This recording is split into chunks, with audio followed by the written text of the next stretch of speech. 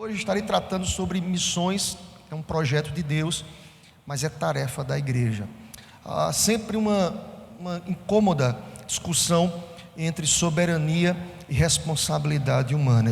Certa vez eu indiquei aqui à igreja a leitura de um livro muito pequeno, prático, didático, pedagógico, interessante, J.I. Packer, falando sobre soberania e evangelização. Ele trata isso de maneira muito simplória, mas muito pedagógica, dizendo que não há contradição, não há nenhum problema em entender e assentar a ideia de que Deus é soberano, mas ao mesmo tempo compreender que pesa sobre a igreja a responsabilidade de anunciar, de pregar, de apregoar o evangelho. Não há incompatibilidade com essas duas verdades. Elas estão postas na palavra, elas estão claras, elas estão nítidas na compreensão da leitura, quando nós entendemos e compreendemos que há uma linha estabelecida pelo próprio Deus. Ele é soberano, Ele é Senhor, Ele que escolhe, Ele que converte, Ele que molda.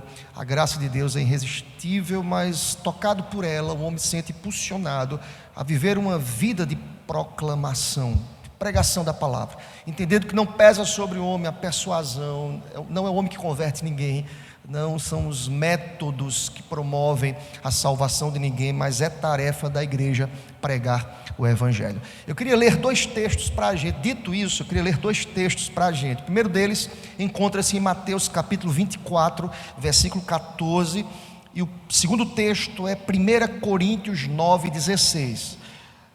Mateus 24, 14, e em seguida 1 Coríntios capítulo 9, versículo 16.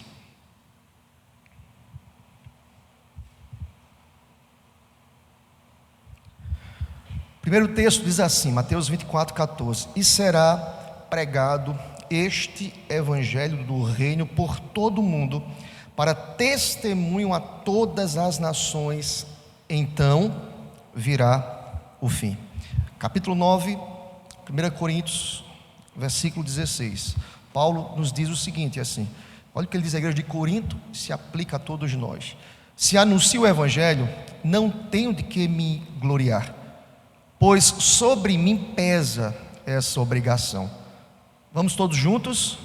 Porque ai de mim se não pregar o evangelho. Amém. Irmãos, há uma lógica em poder iniciar essa quarta-feira tratando sobre missões, projeto de Deus, mas é tarefa da igreja. Há uma lógica em escolher esses dois versículos e deles poder fazer um link. Primeiro é que de pronto nós perguntamos aqui, Mateus 24, versículo 14, é uma promessa? O que vocês acham? Mateus 24, versículo 14, é uma promessa? Eu lhe respondo dizendo que é muito mais do que uma promessa, Mateus 24. Porque habitualmente quando nós estudamos as promessas elas estão sempre acompanhadas de uma condicional, se. Eu poderia citar aqui o exemplo mais clássico para a gente, que são as promessas das bênçãos decorrentes da obediência, e as promessas, ou promessas de Deus, dos castigos da desobediência do povo de Israel. Levítico capítulo 26. Vejamos, nós percebemos a condicional aos comportamentos. Pensa comigo, está lá escrito, capítulo 26 de Levítico, versículos 3 e 4. Se andardes nos meus estatutos, guardardes os meus mandamentos e os cumprirdes, então eu vos darei as vossas chuvas a seu tempo, e a terra dará sua árvore do campo, seu fruto. Mas se me não ouvirdes e não cumprirdes todos estes mandamentos, aí o texto continua, versículo 15, 16, 17, 18, a tudo aquilo que o texto descreve como o peso da mão do Senhor Deus, se o seu povo não obedecer. Isso é uma promessa, irmãos. O texto deixa claro que a promessa sempre está acompanhada de uma condicional, se.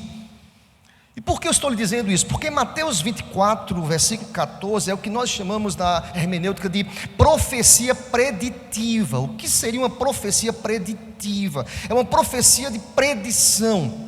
Deus tem pré-conhecimentos, irmãos. Deus tem presciência do que vai acontecer. E às vezes nós ficamos assim, não sei se vocês já passaram por isso. Quando lê esse texto, Mateus 24, versículo 14, eu já encontrei crente falando assim, crente reformado, dizendo assim: olha, se a gente não evangelizar, Jesus não volta. Isso é farisaísmo, isso é fumaça.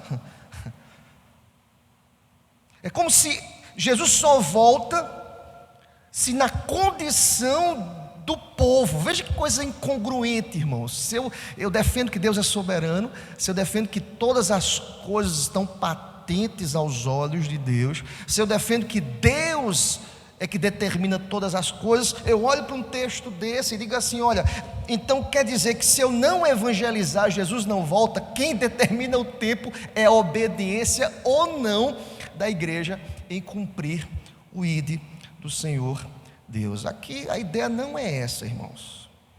E aí quando Jesus fala isso aqui, irmãos, ele fala quando o contexto ali era um contexto de 12 apóstolos. Veja a amplitude dessas palavras de Jesus. Ele já sabia que alguém iria traí-lo, que outro iria negá-lo, que lá no Getsêmani todos fugiriam de medo.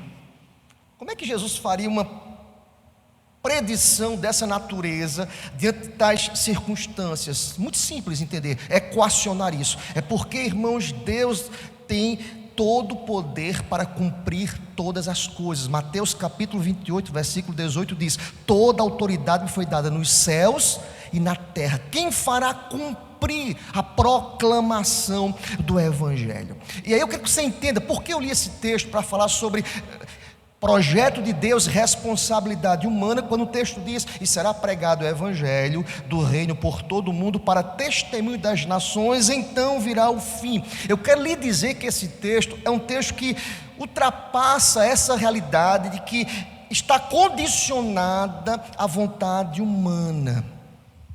Deus é que vai cumprir essas questões do anúncio. Vamos pensar comigo, irmãos, se por acaso se você tem feito isso, você tem pecado diante de Deus. Você não tem pregado, você não tem evangelizado, você não tem anunciado o evangelho. Jesus não voltará no tempo estabelecido pelo próprio Deus. Ele voltará e o evangelho não deixará de ser pregado. Se você não se levanta para pregar, Deus levanta outro. Se o outro não levanta, Deus levanta outro. Se o outro não levanta, Deus levanta outro. Eu serei cobrado pelas minhas omissões, pela não obediência à ordem: pregue o evangelho. Fato é, irmãos, que esse texto é uma profecia de predição. Deus viabilizará os meios para que essa profecia venha se cumprir. Qual é o reflexo disso para mim hoje? 1 Coríntios 9,16: ai de mim se eu não pregar o evangelho.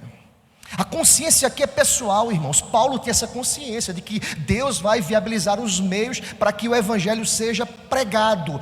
Qual é a consciência como crente? Ai de mim. A expressão aqui é pessoal. Paulo tinha a consciência que ele precisava pregar o evangelho. Percebem que nós não podemos terceirizar? Percebem que nós não podemos transferir? Percebe que a ideia de sacerdócio universal vem à baila aqui, de que não é só o pastor, não são apenas os presbíteros, não é apenas o responsável pela evangelização da igreja. O princípio que norteia a ideia de corresponder ao ID é o de Paulo: ai de mim se eu não pregar o evangelho. Eu preciso ter esse calor na alma, no coração. Eu preciso anunciar o evangelho a toda criatura. Amém, meu irmão? Eu queria iniciar conceituando o que seria missão, irmãos, desmistificando essa ideia de que se eu não pregar, eu não estou cumprindo o tempo estabelecido por Deus. Acaba com isso, isso é fumaça, isso é heresia.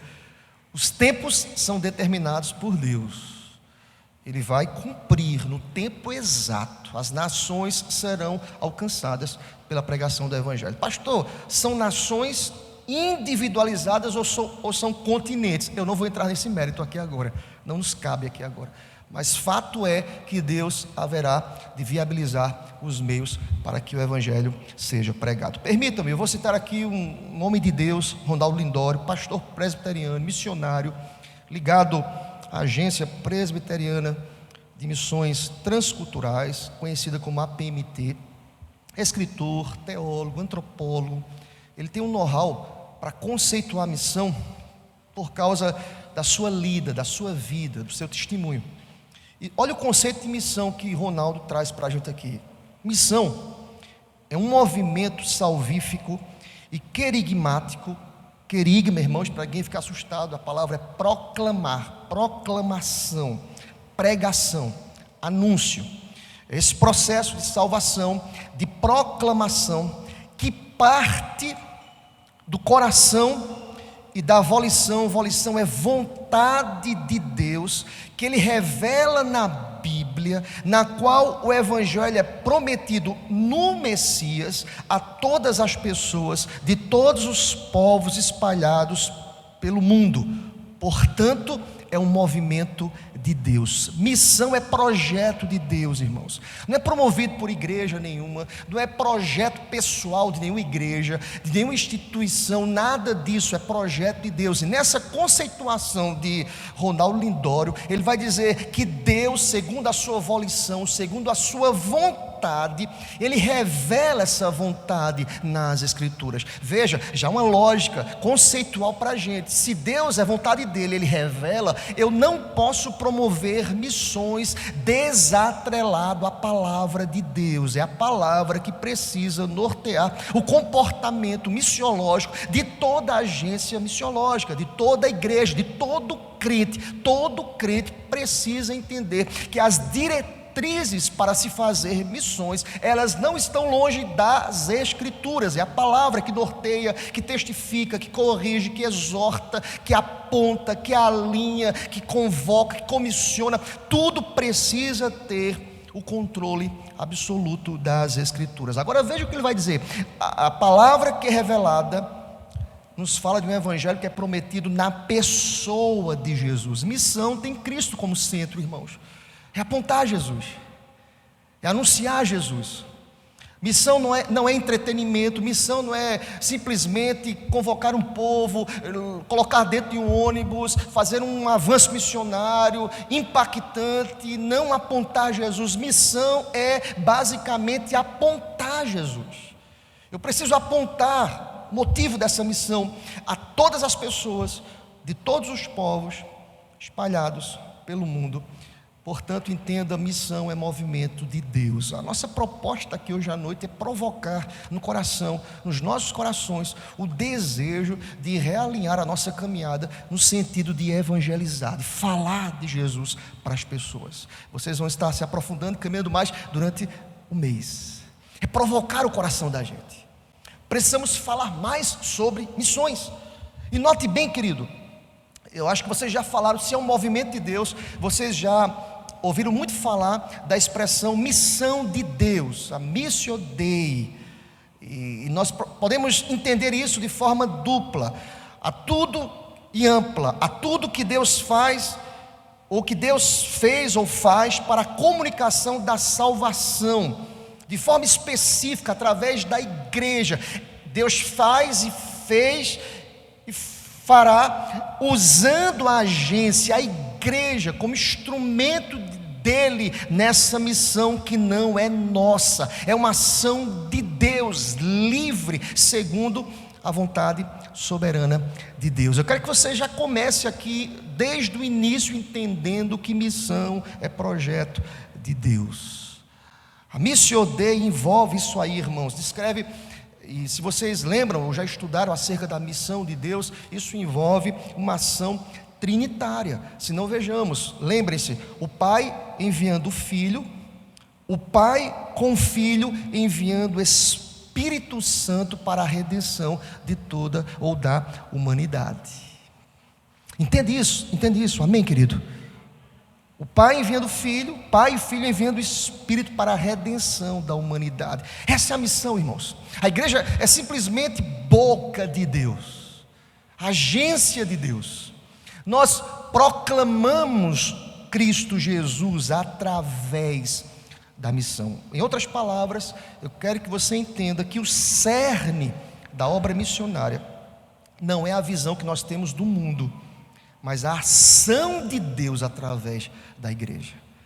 Algumas pessoas tentam contextualizar demais essa missio Dei, tentam se adaptar demais ao sistema chamado mundo. Paulo vai dizer: não vos conforme, não tomem a forma do mundo. Eu já ouvi colegas falando: olha, nós precisamos flexionar um pouquinho só, há muita rigidez. Não, irmãos, nós não precisamos disso. Eu não preciso flexionar para atrair, eu preciso pregar e apontar Jesus. Quem atrai e quem converte é o Espírito Santo de Deus. Eu não preciso de metodologias possam atrair as pessoas. Aí eu não estou descaracterizando os departamentos, jamais. Eu não estou descaracterizando a treliça. Lembra daquele livro?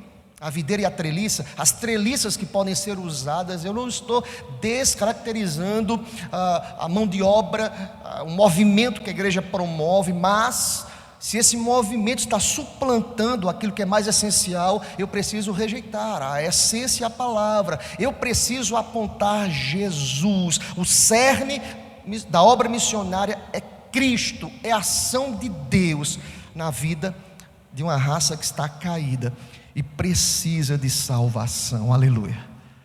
Esse é o caminho que nós precisamos entender como igreja, irmãos. É projeto de Deus, mas é ação de homem. Ainda pensando sobre essa questão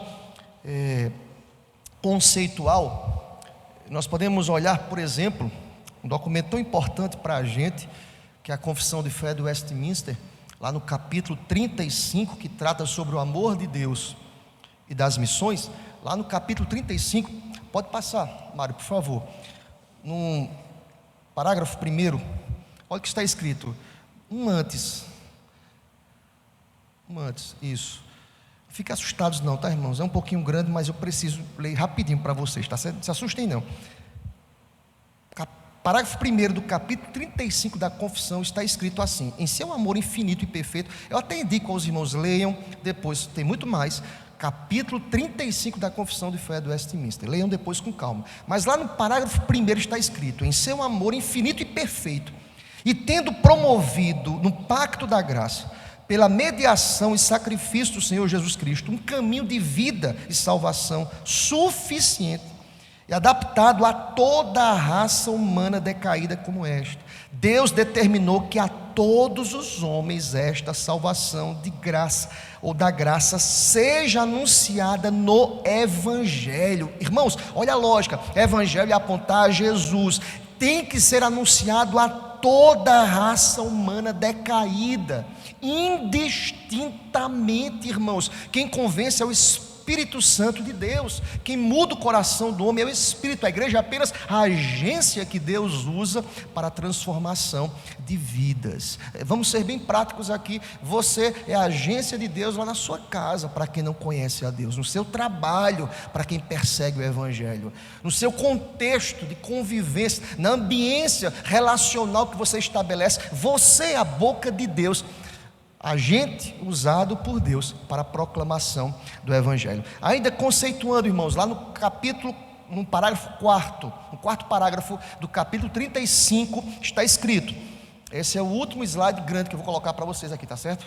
Só para a gente ler, só para a gente guardar aqui. Visto não haver outro caminho de salvação a não ser o revelado no Evangelho, e visto que, conforme o usual método de graça divinamente estabelecido, presta atenção a isso, a fé vem pelo ouvido que atende à palavra de Deus. Cristo comissionou a sua igreja para ir por todo o mundo e ensinar a todas as nações.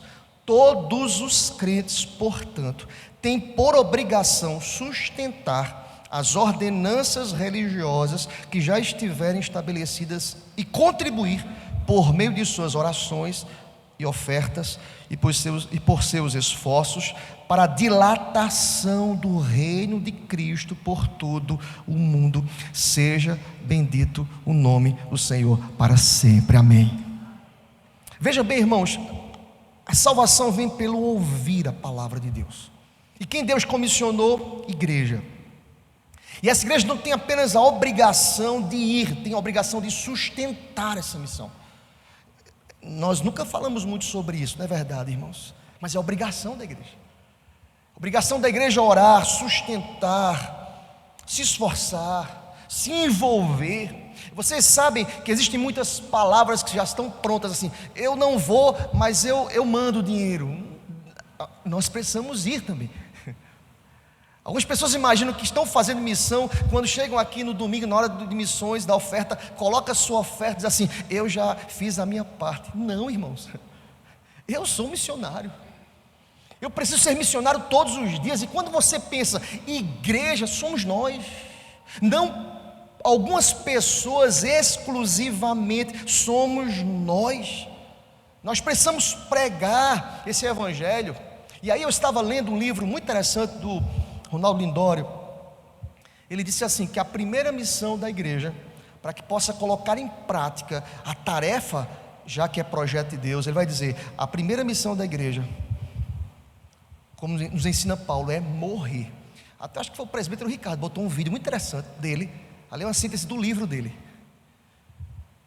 Um vídeo que diz assim, olha, eu só vou entender o que é missão se eu falar como Paulo falou. Eu só vou colocar em prática a missão se eu disser como Paulo disse, já não sou eu quem vive, mas Cristo que vive em mim. Aí ele completa, você vai encontrar isso no livro dele lá. À medida que nós centralizamos Jesus, à medida que nós amamos, seguimos, servimos e proclamamos Jesus, à medida que nós tiramos holofotes sobre a nossa cabeça, ou da cabeça dos outros, e colocamos holofotes sobre o Senhor, nós compreenderemos de fato qual é a nossa missão, quem nós somos e o que nós somos chamados a fazer. E aí ele fecha com uma frase que eu achei fantástica, que está lá no vídeo que o presbítero Ricardo colocou. Nós precisamos nos desglorificar para glorificar a Deus. Isso é fazer missão. Louvado seja Deus. Eu preciso aprender a me desglorificar. Como fazer isso numa sociedade extremamente hedonista, materialista, narcisista? Uma sociedade que promove o eu, a humanidade, uma sociedade que tem como mola propulsora a ideia do homem vencer. Você é um príncipe, você é uma princesa de Jesus. Já ouviram essa expressão? Você é um príncipe de Jesus. Como é que eu vou morrer? Como é que eu vou me matar? Mortificar o meu eu, me desglorificar para glorificar Cristo. Paulo fez isso. Vivo não mais eu, não mais o meu eu quero desglorificar o meu eu quero glorificar a Deus. O fim principal do homem é glorificar, anunciar, apontar, ou seja, a primeira missão da igreja, se deseja entender o que está escrito como tema desta palavra hoje à noite, é projeto de Deus e tarefa da igreja. Eu só conseguirei de forma prática viver essa prática de ir e de anunciar se eu colocar em prática a primeira missão, que é morrer. Eu preciso morrer, eu preciso matar os valores da carne, eu preciso revestir minha vida com os valores do reino, eu preciso desglorificar o meu eu, as minhas vontades para glorificar a Deus. É fácil, meu irmão? Precisamos pedir a Deus todos os dias isso. Mata o meu eu, mata a minha vontade, mortifica o meu querer, para que eu possa ser instrumento em tuas mãos, em nome de Jesus. Tudo que eu faço, Senhor Deus, se eu falo, tem que ser para a glória de Deus. Se eu me relaciono, para a glória de Deus. Se eu toco, para a glória de Deus. Se eu canto, para a glória de Deus. Se eu estou agindo, Deus tem que ser glorificado. Se eu estou reagindo, Deus tem que ser glorificado. Irmãos, isso é matar o nosso eu.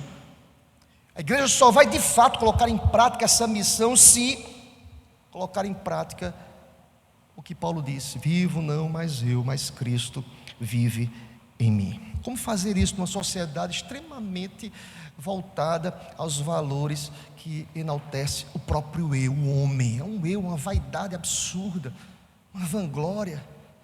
Como fazer isso, irmãos? É pedir que Deus mortifique, é ter vida de santidade, é buscar a palavra, é orar, irmãos. É pedir a Deus, Deus, nós somos inclinados, nosso coração é enganoso, irmãos. Nós procuramos fazer aquilo que não agrada a Deus. Por isso que Paulo diz: ai de mim se eu não pregar o evangelho. Porque o evangelho desnuda o meu eu, o meu coração, a minha mente, revela quem eu sou de fato. É o evangelho que tira as minhas máscaras.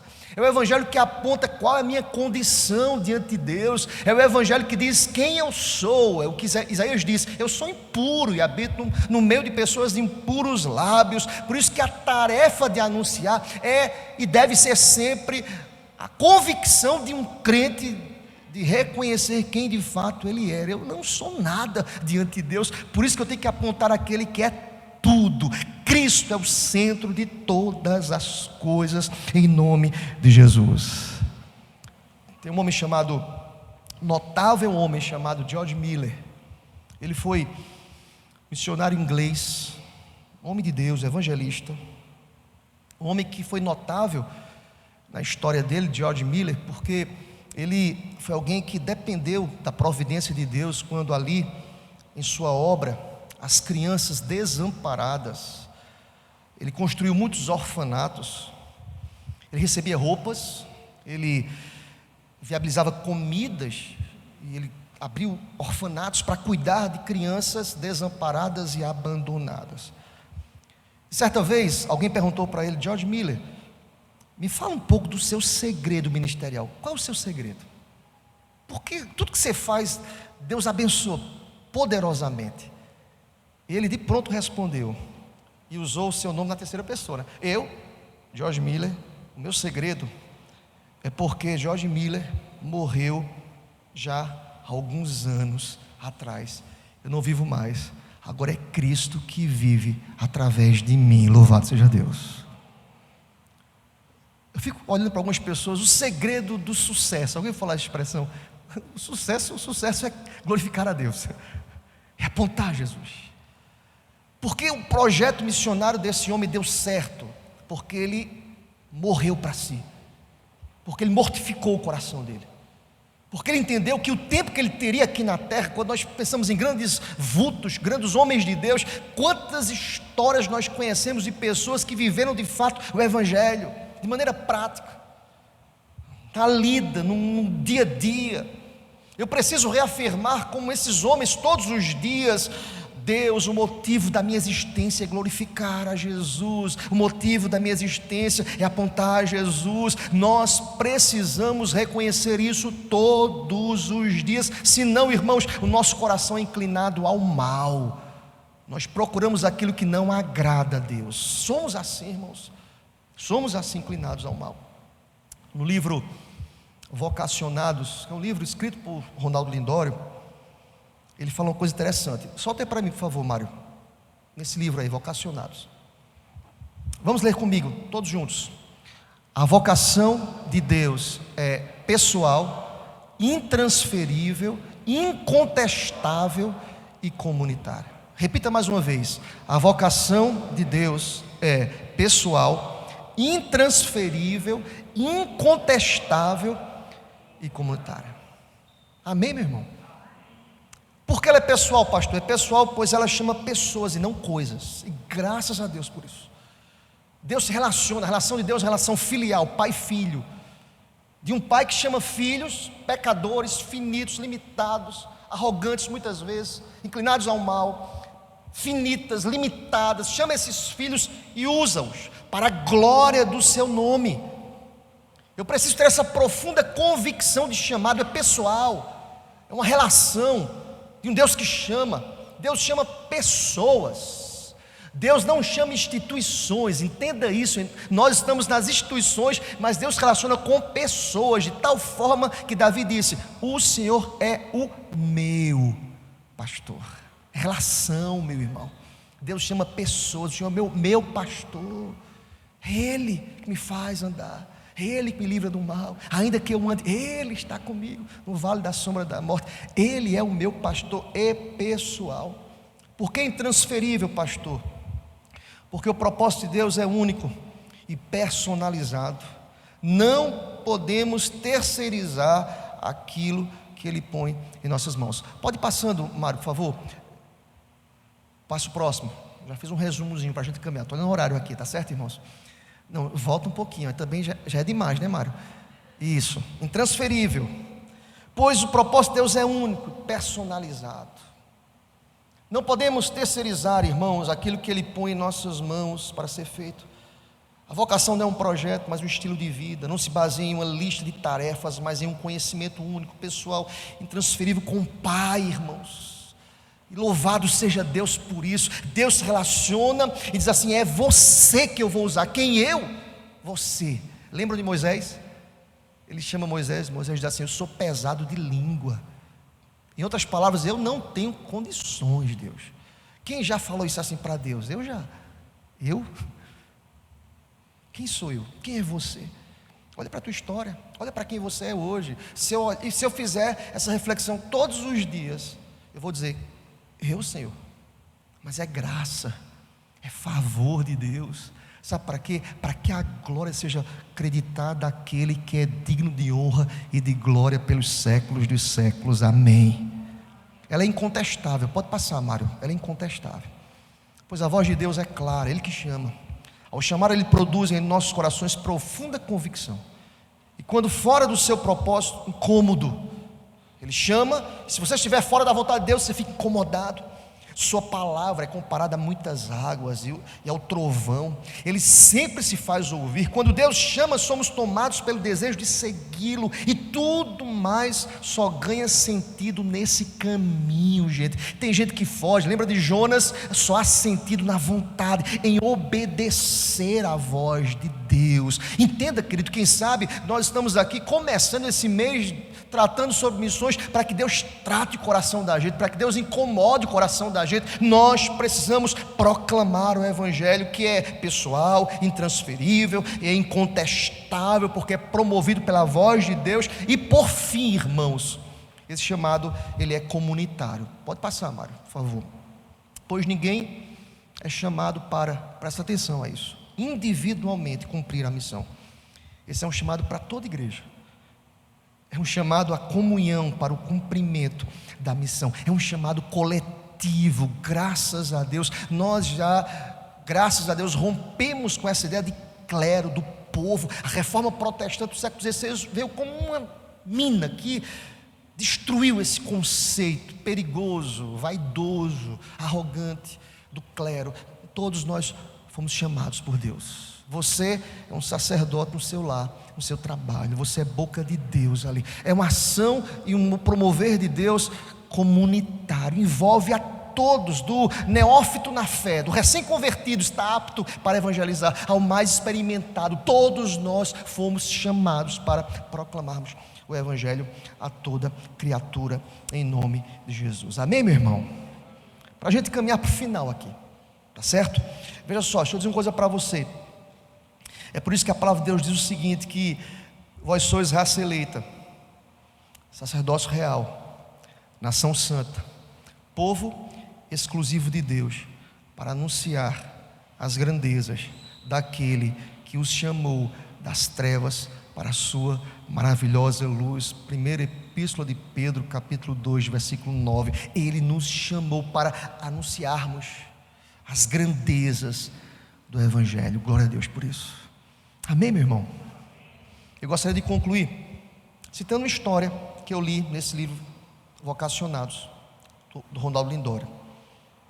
Vê que história interessante, irmãos. Por volta de 1940, Deus levantou uma mulher na América do Norte para servir a Cristo na região da Amazônia. Solteira, inexperiente, ela iniciou seu trabalho na Colômbia, vindo anos depois adentrar na Amazônia brasileira a fim de evangelizar um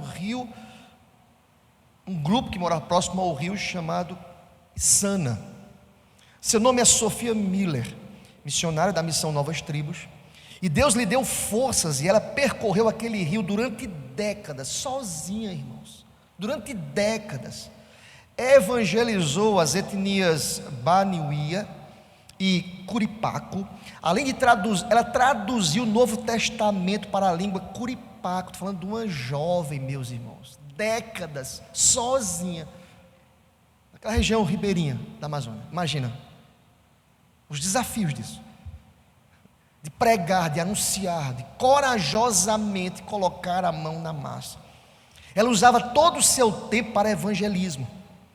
E boa parte do trabalho de tradução era feito enquanto ela viajava durante as noites. Ela trabalhava durante o dia falando de Jesus e às noites ela traduzia para a língua curipaco, o Novo Testamento. Diz mais ele no seu livro, Ronaldo.